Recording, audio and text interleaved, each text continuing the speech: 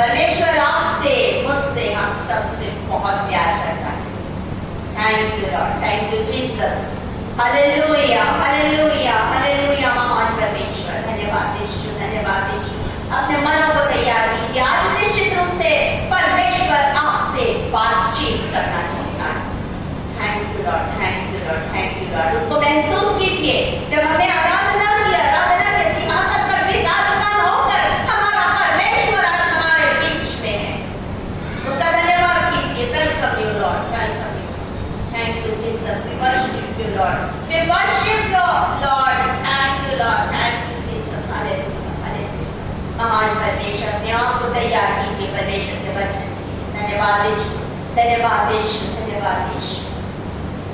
दुख उठाया किसने मुझे देने खुशी, दर्द सहा किसने मुझे देने चंगाई, घाव गहरे कितने मेरे पाँव जितने, दुख उठाया किसने मुझे देने खुशी, दर्द सहा किसने मुझे देने चंगाई, घाव गहरे कितने मेरे पाँव जितने, ऐसा प्यार, ऐसा प्यार, ऐसा प्यार, ऐसा प्यार है कहाँ, तेरी बाहों में आकर मैंने जाना, ऐसा प्यार है यहाँ, तेरे क्रूस को जब मैंने देखा। धन्यवाद पिता परमेश्वर, आप सचमुच हम सबसे बहुत प्यार करते हैं। आपके इस प्यार के लिए हम आपका धन्यवाद, धन्यवाद, धन्यवाद करते हैं। जब हम आपके क्रूस की ओर दृष्टि करते हैं, हम समझने पाते हैं कि किस तरह आपने हमारे लिए उस क्रूस की घृणित मृत्यु को सहा कि हम सम्मान का जीवन पाले। धन्यवाद करते हैं, आपने हमारे लिए कांटों का ताज पहना कि हम जीवन का मुकुट पाले। हम आपका धन्यवाद, धन्यवाद, धन्यवाद, धन्यवाद, धन्यवाद करते हैं। राजाओं के राजा, आपने हमारे लिए कोड़े खाए कि हम चंगाई को पाले। आपका धन्यवाद करते हैं खुदा। ओ महान प्रभु परमेश्वर, आपका धन्यवाद करते हैं। आपने मेरे लिए और हम सबके लिए उस क्रूस की मृत्यु को सहा और मृत्यु पर जय पाई कि मैं और सारे के सारे लोग अनंत जीवन को पाले। धन्यवाद, धन्यवाद, धन्यवाद करते हैं। आप हमारे लिए जगह तैयार कर रहे हैं। आपका धन्यवाद करते हैं। सारी आदर, महिमा, स्तुति, प्रशंसा, बड़ाई आपको देते हैं क्योंकि आप स्तुति के योग्य परमेश्वर हैं। आपने हम सबों को चुना है। आपका धन्यवाद करते हैं पिता। इस समय मैं अपने आप को शुद्ध करती हूँ। पवित्र आत्मा की सामर्थ्य से मुझे भर दीजिए। एक एक शब्द आपकी ओर से हो, एक एक शब्द मेरी ओर से हो। धन्यवाद के साथ ये प्रार्थना प्रभु यीशु मसीह के नाम में होकर मांग लेते हैं। सुनिए और ग्रहण कीजिए। आमीन। आप मेरे साथ निकाल लीजिए यूहन्ना रचित सुसमाचार, यूहन्ना रचित सुसमाचार और उसका 14 अध्याय 14, जॉन चैप्टर 14 वर्स 1 से लेकर 3 तक। जॉन चैप्टर 14 1 से लेकर 3 तक यहाँ मैं आपके लिए पढ़ रही हूँ। तुम्हारा मन व्याकुल न हो, परमेश्वर पर विश्वास रखो और मुझ पर भी विश्वास रखो। मेरे पिता के घर में बहुत से रहने के स्थान हैं। यदि ना होते तो मैं तुमसे कह देता, क्योंकि मैं तुम्हारे लिए जगह तैयार करने जाता हूँ। और यदि मैं जाकर तुम्हारे लिए जगह तैयार करूँ तो फिर आकर तुम्हें अपने यहाँ ले जाऊंगा, कि जहाँ मैं रहूँ वहाँ तुम भी रहो। परमेश्वर अपने वचन के पढ़े और सुने जाने पर आशीष दे।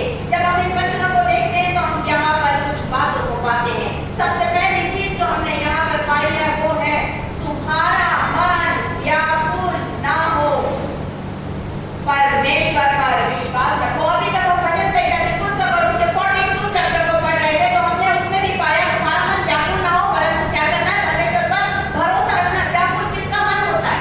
कौन व्याकुल होता है?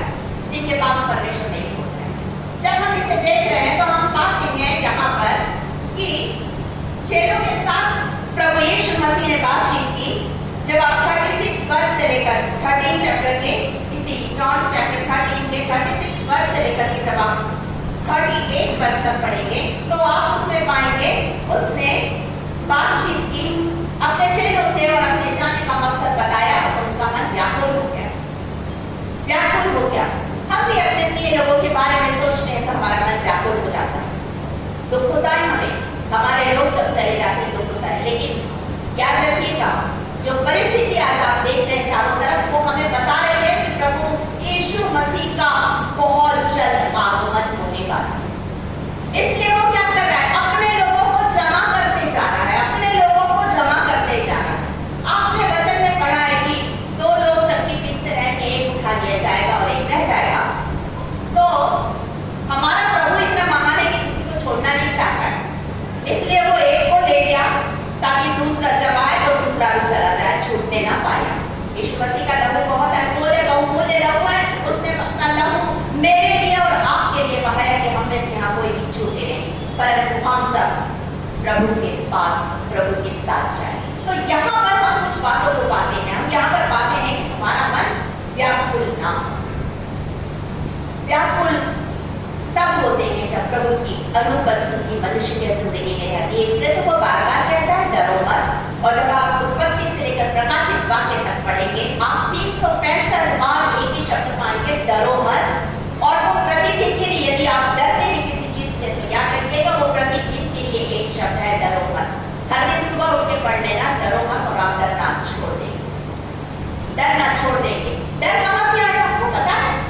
जब आप उत्पत्ति और उसके 3रे अध्याय को पढ़ेंगे, उत्पत्ति उसके 3रे अध्याय के पहले वचन से जब आप देखेंगे तो वहां पर पाप आ गया, शैतान आया और शैतान ने आकर क्या किया, आदम और हवा को बहका दिया। आदम हवा को बहकाया, हवा ने फल खाया, आदम को भी दिया, सारी बातें हो गई और परमेश्वर की आज्ञा को उन्होंने तोड़ दिया। जब आप 7वें वचन से पढ़ेंगे तो आप उसमें पाएंगे कि परमेश्वर ठंडे समय में आदम और हवा से मिलने आता था। तो जब वो हम मिलने आया तो उसने आवाज लगाई आदम आदम तू कहाँ है? आदम छिप गया। इसके पहले तो कभी नहीं छिपा आदम, लेकिन अब आदम छिप गया। और तब उसने कहा मैं तेरी आवाज सुनकर डर गया था। डर गया? परमेश्वर ने पूछा डर गया? क्या तूने उस फल को खा लिया? मतलब तूने पाप कर दिया। जब इंसान पाप में पड़ता है इंसान के अंदर डर तेजी से बढ़ता जाता है। याद रखिएगा किसी से डरना मत कभी, किसी से नहीं, सिर्फ डरना है तो उससे। मनुष्य आपका कुछ नहीं बिगाड़ सकता है, वो आपके शरीर को हानि पहुंचा सकता है, आत्मा को हानि कोई नहीं पहुंचा सकता।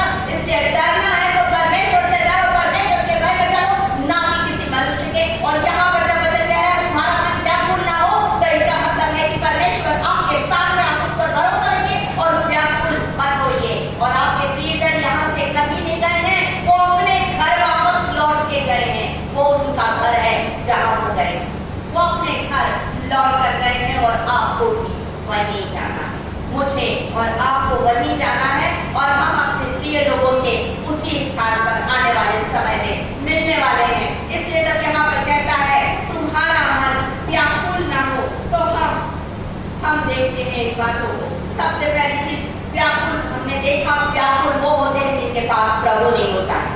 और जिनके पास प्रभु नहीं होता है उनके जीवन में शांति नहीं होती। अशांति हर एक जन ढूंढ रहे हैं, शांति की तलाश में लोग अपनी बातचीत करते हैं तो कहते हैं मैं शांति की तलाश में था तब मैं प्रभु के पास आया।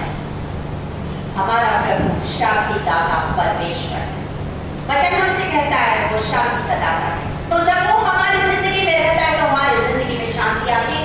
यहाँ पर हम कुछ बातों को देखने जा रहे हैं। यहाँ पर हम सबसे पहली चीज को देखते हैं, प्रभु पास में रहता है तो हमारी जिंदगी में शांति आती है। प्रभु की शांति हमारी जिंदगी में तब आती है जब हमारा प्रभु हमारे पास रहता है। जब आप यूहन्ना रचित सुसमाचार और उसके 6वें अध्याय को देखेंगे, यूहन्ना रचित सुसमाचार के 6वें अध्याय 35 वचन में लिखा है जीवन की रोटी मैं हूँ, यदि कोई मेरे पास आए तो वो भूखा न रहेगा। जीवन का जल मैं हूँ, यदि कोई मेरे पास आए तो प्यासा न रहेगा। तो जीवन का जल और जीवन की रोटी आपके पास है। अब आपको किस चीज के लिए अशांति है, किस चीज के लिए भागे जा रहे हैं? क्योंकि सारी चीजें तो आपके पास है। जिस दिन आप प्रभु यीशु मसीह को अपना उद्धारकर्ता मुक्तिदाता ग्रहण कर लेते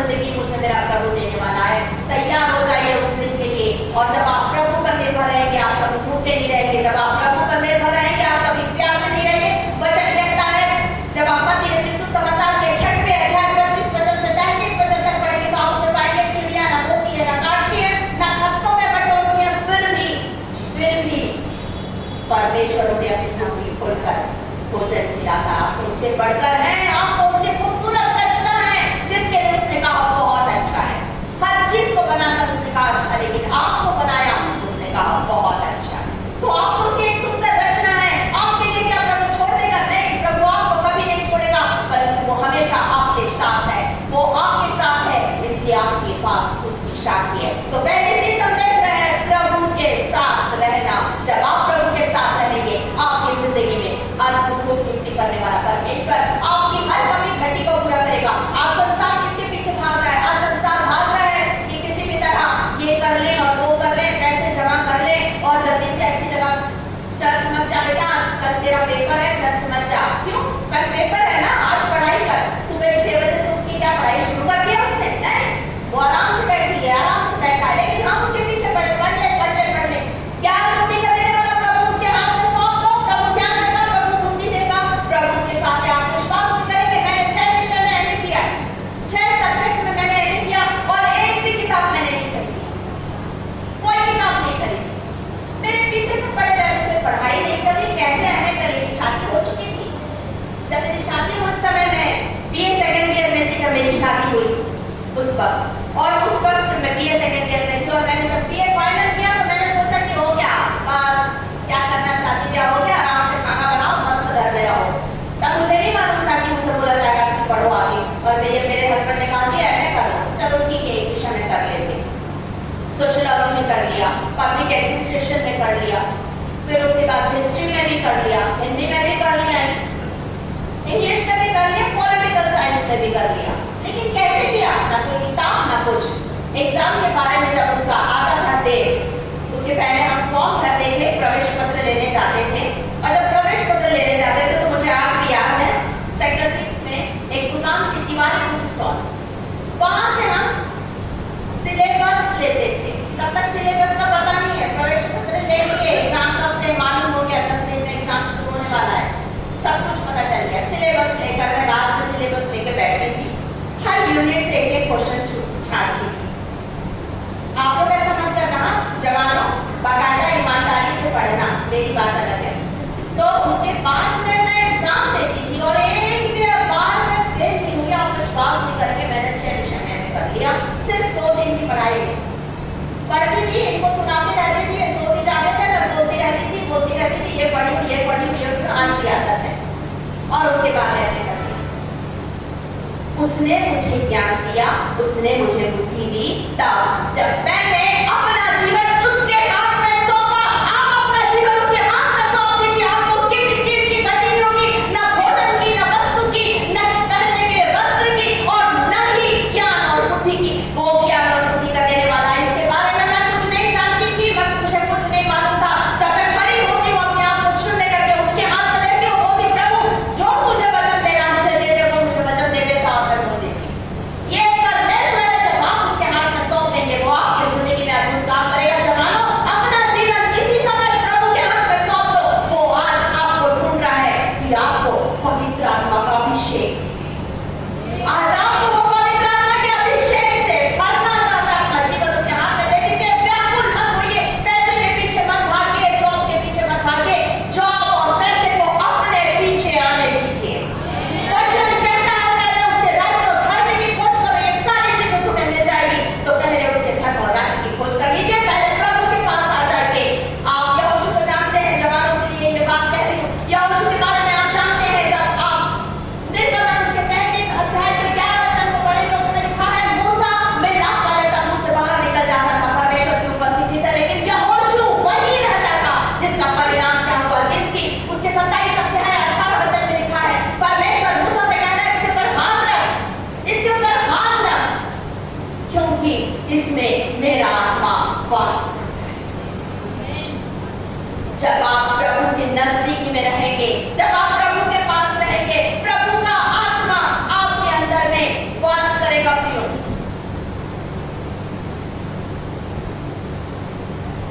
शामुएल के बारे में जानते हैं, बालक शामुएल के बारे में जब पहला शामुएल 3 अध्याय पहले वचन से लेकर आप पढ़ेंगे तो आप उसमें पाएंगे कि शामुएल बालक था और वो कहाँ रहता था? परमेश्वर के भवन में, उसी बालक के संदूक के पास में रहता था, जहाँ परमेश्वर की उपस्थिति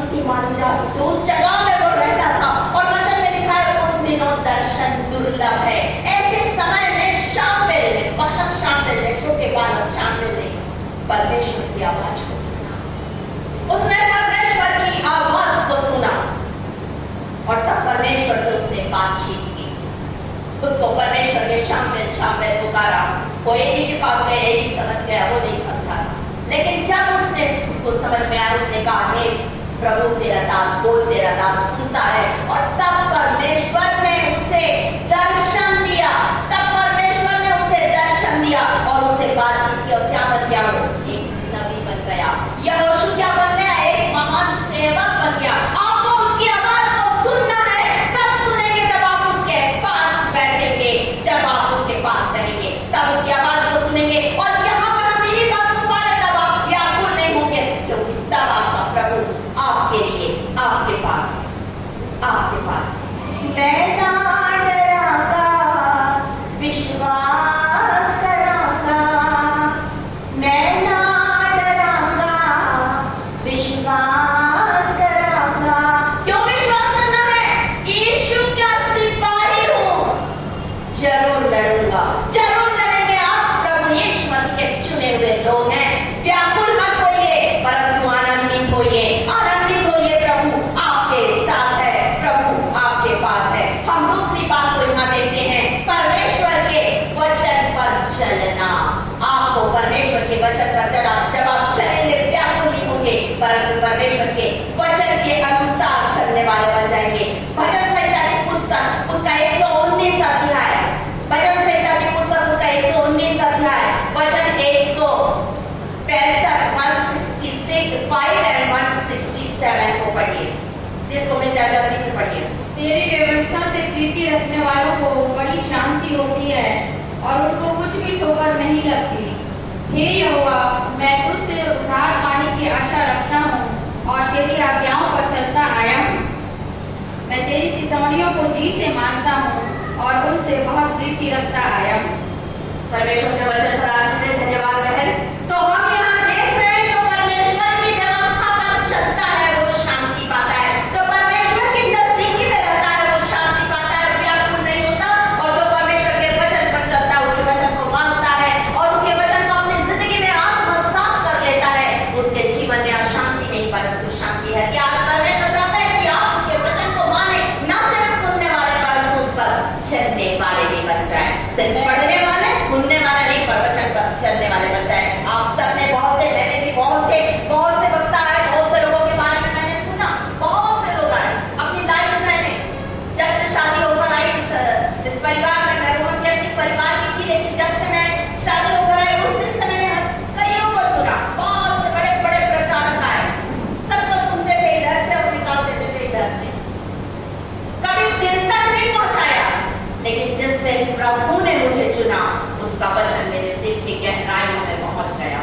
जब प्रभु ने मुझे चुना, मैंने सबसे पहले संडे को पढ़ाना शुरू किया। उसके पहले तक मैं प्रभु को नहीं जानती थी। यकीन मानिए, कैसे जानती? सिर्फ मैं 4 कैरेक्टर जानती थी बाइबल का। यीशु मसीह, उनकी माता मरियम, उनके पिता यूसुफ और जिब्राइल, सिर्फ 4 कैरेक्टर। रोमन कैथलिक चर्च में थी, ज्यादा जानकारी नहीं थी, बाइबल कोई हम पढ़ते नहीं थे। जो फादर ने बोल दिया पत्थर की लगी है, तो हमें कुछ जानकारी नहीं। हमारे चर्च के पास छठे पास लोगों ने कहा इसे संडे स्कूल पढ़ाने भेज दो, मैं भी खुशी से चली गई। उसके पहले ज्यादा बाइबल तो कभी पढ़ा नहीं। कोई जब बोला जाता था वचन तो पड़ोस वालों को देखती थी कि कौन सा नंबर। उस समय, आज तो बाइबल के नंबर बदल गए हैं सब पेपर में, पहले समय में एक ही बाइबल होती थी लाल रंग की और सबका नंबर एक ही होता था। तो बगल वाले को झांक के देखती थी कहाँ पर है और फिर उसको निकालती थी। लेकिन जब उन्होंने कहा, मैं पहली बार पढ़ाने गई और जब मैं पढ़ाने गई तो वहां पर जो बच्चे थे, उन बच्चों से मैंने पूछा क्या सुन रहे हो अभी, आपको क्या कहानी सुना रही है टीचर आपकी? तो बच्चों ने कहा यूसुफ के बारे में। ओ यूसुफ, मेरे को मालूम है, यीशु मसीह का पिता है, अच्छे से मालूम है यूसुफ के बारे में, कोई टेंशन नहीं। तो मैंने कहा क्या सुनाऊंगा? बोले यूसुफ के भाइयों के बारे में। यूसुफ के पास भाई भी है? ये तो मुझे पता ही नहीं था, बड़ा मुश्किल है, मैंने तो कभी सुना नहीं, फादर ने कभी बताया नहीं यूसुफ के पास भाई भी है। कहा अच्छा, कहाँ पर पाया जाता है यूसुफ के बारे में? उनकी वाइफ का वाइफ के बारे में आप नहीं जानते? यूसुफ के भाई है, उनके पिता का नाम क्या है और ऐसा हो वैसा। मैंने उनसे बुक ली, उस समय पतली सी किताब में थी, हमारे सीसी चर्च की एक बहन भी यहाँ पर है, उन्हें पता है, संडे स्कूल में पढ़ी, पतली सी बुक मिलती थी हमको घर ले जाने के लिए बच्चों को। उसमें से मैंने कहाँ पाया जाता है उसको लिखा, उत्पत्ति और उसके 37 और उसके 39 दोनों अध्याय का नंबर लिखा अपने हाथ में और घर आई। और उसके बाद का दिन है और आज का दिन है।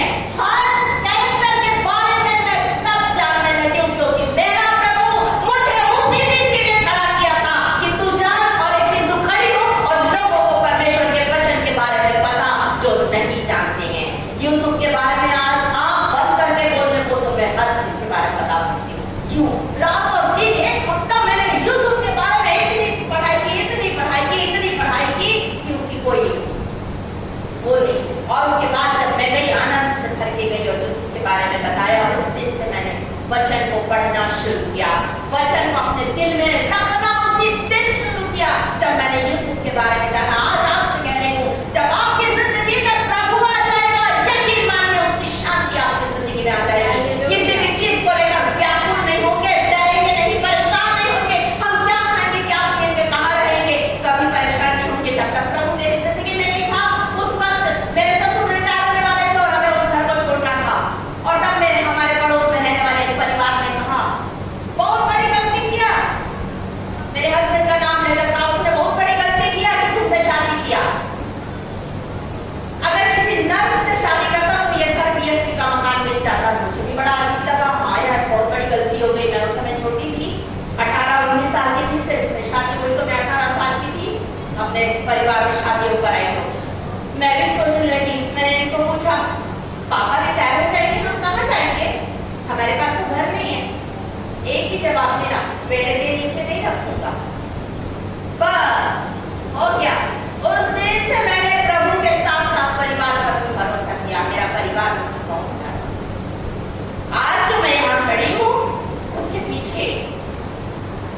पीछे मैं अपने हस्बैंड को खड़ा करती हूँ, क्योंकि उनका योगदान है कि उन्होंने मुझे परमेश्वर के वचन के लिए तैयार करके खड़ा किया। आज मैं यहाँ परमेश्वर का वचन बोलने वाली हूँ कि परमेश्वर ने मुझे माता के गर्भ से चुन लिया था। मैंने बहुत उपाय किया, मैं इस संसार से जाना चाहती थी, मेरा जीवन बहुत खराब था और मैं इस संसार को छोड़ना चाहती थी, लेकिन परमेश्वर ने हर बार मुझे बचाया। वो कहता है ना, आग में होकर जाए तो तुझे आग नहीं जला सकेगी। मैं अपने आप को खत्म करने के लिए आग तक जला चुकी थी, लेकिन आश्चर्य की बात, मेरा कपड़ा जल गया, मेरे सिर का बाल भी नहीं जला, क्योंकि मैं चुनी हुई हूँ उसकी। उसने मुझे चुना है, उसने मुझे आज वचन के लिए खड़ा किया, इसलिए मैं व्याकुल नहीं होती। आज आपसे कहती, व्याकुल मत होना, डरना मत, उस पर भरोसा रखना, आपको भूखा नहीं छोड़ेगा, प्यासा नहीं छोड़ेगा। उसने आपसे वादा किया, मत्ती रचित सुसमाचार 28-20 वचन में लिखा है, मैं जगत के अंत तक तुम्हारे साथ हूँ। उसने बोला है तो वो तुम्हारे साथ है। परमेश्वर का धन्यवाद दीजिए और उसकी संगति में रहिए, क्योंकि जब आप उसके पास रहेंगे आप शांति में रहेंगे। जब आप उसके वचन को मानेंगे आप उसकी शांति में रहेंगे। यहाँ पर हम कुछ बातों को और देखेंगे, उसके बाद जल्दी से समाप्त करेंगे। जब आप परमेश्वर के वचन पर चलने वाले, उसके वचन के अनुसार कार्य करने वाले रहेंगे, तो परमेश्वर आपकी जिंदगी में कार्य करेगा। एक वचन मैं आपके लिए पढ़ रही हूँ, यूहन्ना रचित सुसमाचार 14 अध्याय और उसका दूसरा वचन, मेरे पिता के घर में रहने के बहुत से स्थान है, यदि ना होते तो मैं तुमसे कह देता, क्योंकि मैं तुम्हारे लिए जगह तैयार करने जा रहा हूँ। किनके लिए जगह तैयार करने जा रहा है? कभी आपने सोचा, पहले आपने देखा तुम्हारा मन व्याकुल ना हो, जब आप परमेश्वर की नजदीकी में रहेंगे आपका मन व्याकुल नहीं रहेगा। दूसरी चीज हम यहाँ पर हमने देखा कि जब हम परमेश्वर के वचन पर चलेंगे हमारा मन व्याकुल नहीं होगा, क्योंकि जब हम परमेश्वर के वचन पर चलेंगे हम परमेश्वर पर पूरी तरह से निर्भर रहेंगे, हर एक बात पर उस पर भरोसा रखेंगे। तीसरी चीज हम यहाँ देख रहे हैं कि वो हमारे लिए जगह तैयार कर रहा है। किसके लिए जगह तैयार कर रहा है? क्या आप सोच रहे हैं कि आपके लिए जगह तैयार है? ऐसा आपने सोचा? यदि ऐसा सोचा है तो आज अपने आप को झांक के देखिए, क्या सचमुच प्रभु मेरे लिए जगह तैयार कर रहा है? वचन कहता है, दूसरा तीमुथियुस निकालिए, उसमें एक वचन है, मैं आपके लिए उसे पढ़ने वाली हूँ, देखिएगा। उसमें एक बहुत खूबसूरत बात लिखी है, दूसरा तीमुथियुस और उसका 4 अध्याय, दूसरा तीमुथियुस 4 अध्याय 7 वचन, 6 और 7 को पढ़िए। क्योंकि अब मैं अर्थ के समान मंडेला जाता हूँ और मेरे कूच का समय आ पहुँचा है। मैं अच्छी कुश्ती लड़ चुका हूँ, मैंने अपनी दौड़ पूरी कर ली है, मैंने विश्वास की रखवाली की है। बस, धन्यवाद बहन। तो हम यहाँ देख रहे हैं कि पौलुस कह रहा है, मैंने अपनी दौड़ पूरी कर ली, मैंने अच्छी कुश्ती लड़ ली। ये वो पौलुस है जो पहले शाऊल था, प्रेरितों के काम और उसके 9 अध्याय, और उसके जब आप पहले वचन से देखेंगे तो आप पाएंगे वो दमिश्क की ओर जा रहा था, लोगों को पकड़ने के लिए, उन्हें सता रहा था, उन्हें सताव उन लोगों की जिंदगी में वो डाल रहा था, अत्याचार कर रहा था, अन्याय कर रहा था, नाना प्रकार का। और ऐसे समय में उसका आमना सामना हो गया प्रभु यीशु मसीह के साथ, और जब प्रभु यीशु मसीह के साथ आमना सामना हो बदल गया, उसका जीवन बदल गया, उसने अपना नाम बदल दिया, शाऊल से वो पौलुस बन गया। और जब पौलुस बन गया तो जिस काम के लिए परमेश्वर ने उसे चुना, का वचन कहता है प्रभु यीशु मसीह ने कहा हनन्याह को कि तू जा उससे तेरा नाम रख, क्योंकि वो मेरा चुना हुआ पात्र है। जब आप प्रेरितों के काम 9 अध्याय 15 वचन को पढ़ेंगे तो उसमें लिखा है कि वो मेरा चुना हुआ पात्र है और मैं उसे बताऊंगा कि कैसे कैसे तुझे दुख उठाना है। आप उनके परमेश्वर के चुने हुए लोग हैं, और यदि आपकी जिंदगी में सताव आता है तो परमेश्वर को धन्यवाद दीजिए, धन्यवाद दीजिए कि आपके अंदर में वो कुवत है कि आप शैतान के सिंहासन को हिला सकते हैं। तभी आपकी जिंदगी को शैतान छूने की कोशिश कर रहा है, सताव तब आ रहा है आपकी जिंदगी में। प्रभु का धन्यवाद दीजिए, मत बोलिए कि क्यों मैं सताव का सामना कर रहा हूं, मुझे बंदीगृह में जाना पड़ रहा है। मैंने तो अपने हस्बैंड से कहा, ये भी हमेशा कहते हैं, मैं भी हमेशा कहती हूँ कि मुझे बंदीगृह में जाना पड़े, चले जाएंगे, और जब तक मैं ना बोलूं छुड़ाना मत, वचन का प्रचार मत, जी भर के करूंगी चाहे जैसे भी हो, कभी छुड़ाना मत। आज ये आप निर्णय लीजिए, क्योंकि बंदीगृह के बंदियों के लिए परमेश्वर ने आपको चुना है, आपको चुना है परमेश्वर ने कि बंदीगृह के बंदियों को भी वचन का प्रचार करें। आज मैं और आप उसके वो चुने हुए दास हैं, परमेश्वर का धन्यवाद दीजिए। और यदि सताव का सामना करते हुए आप इस संसार से कुछ भी कर ले, दुखी मत होइए, क्योंकि तब आप स्वर्ग को खुला हुआ और परमेश्वर के बगल में प्रभु यीशु मसीह को देखने पाएंगे। उसके लिए धन्यवाद दीजिए, व्याकुल मत होइए, दुखी मत होइए, परमेश्वर आपके साथ है, आपके पास है। जब आप इस उसके बारे में देखेंगे, प्रेरितों के काम 7 अध्याय 56 वचन से लेकर के जब आप 62 वचन तक पढ़ेंगे, आप उसे पाएंगे, आखिरी वचन तक पढ़ेंगे तो आप उसे पाएंगे कि उसने उनको सताया जा रहा है और वो कहता है मैं स्वर्ग को खुला हुआ देख रहा हूं। क्या आप देखना चाहते हैं खुला हुआ? देखना चाहते हैं तो तैयार हो जाइए, प्रभु यीशु मसीह जल्द आने वाला है। और आप कैसे भी आपने अपनी जिंदगी शुरू की मायने नहीं रखता है। मैंने अपनी जिंदगी अच्छी शुरू नहीं की, लेकिन आज मैं कह रही हूँ कि मैं अच्छी जिंदगी जी रही हूँ क्योंकि प्रभु मेरे साथ है। यदि आप कैसी भी शुरुआत करें, आपका जीवन पहले कैसा भी रहा हो, आज अगर प्रभु यीशु मसीह को आपने ग्रहण कर लिया तो प्रभु के अनुसार जीवन जी लीजिए और अपनी दौड़ अच्छी खत्म कीजिए। आज परमेश्वर आपको भी लेके जाने वाला है, जगह आपके लिए भी तैयार हो रही है।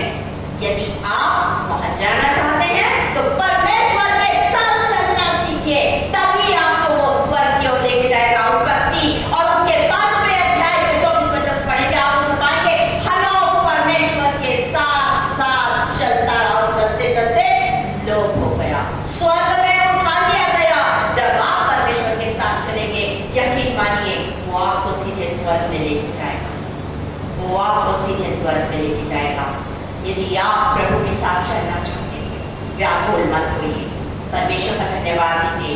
हमारे पास्टर साहब जी के बारे में हमने इतनी सारी बातें की, स्वर्ग में मिलेंगे आपसे, आपके प्रिय लोग मिलेंगे आपसे उसी स्थान में। और सबसे बड़ी बात, सोचिए तो जरा, एक खूबसूरत हम घर बनाने के लिए कितनी मेहनत करते हैं। आपके लिए प्रभु मेहनत कर रहा है, ईंट और पत्थरों का घर नहीं बन रहा आपके घर की नींव तो पुखराज, गोमेद और लालड़ी और नीलम और हीरा और नाना प्रकार के बहुमूल्य पत्थरों से बनी हुई है। सोने की सड़कों पर आपको चलाने के लिए आपका प्रभु आने वाला है।